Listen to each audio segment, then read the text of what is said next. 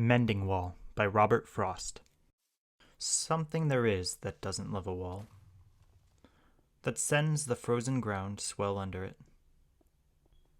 and spills the upper boulders in the sun, and makes gaps even two can pass abreast. The work of hunters is another thing. I have come after them and made repair, where they have not left one stone on a stone, but they would have the rabbit out of hiding, to please the yelping dogs. The gaps, I mean.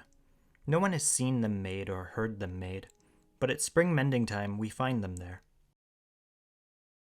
I let my neighbor know beyond the hill.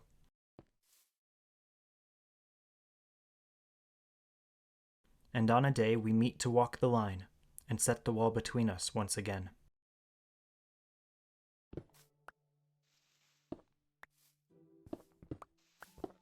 We keep the wall between us as we go, to each the boulders that have fallen to each, and some are loaves and some so nearly balls.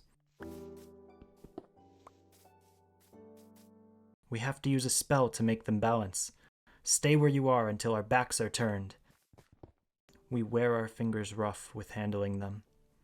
Oh, just another kind of outdoor game, one on a side. It comes to little more.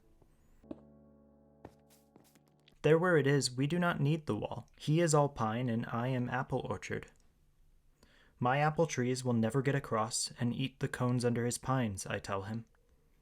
He only says, good fences make good neighbors. Spring is the mischief in me, and I wonder if I could put a notion in his head. Why do they make good neighbors? Isn't it where there are cows? But here there are no cows. Before I built a wall, I'd ask to know what I was walling in or walling out, and to whom I was like to give offense. Something there is that doesn't love a wall, that wants it down.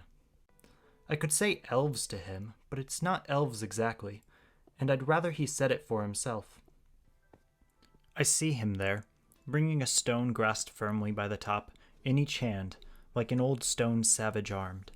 He moves in darkness, as it seems to me, not of woods only and the shade of trees. He will not go behind his father's saying, and he likes having thought of it so well. He says again, good fences make good neighbors.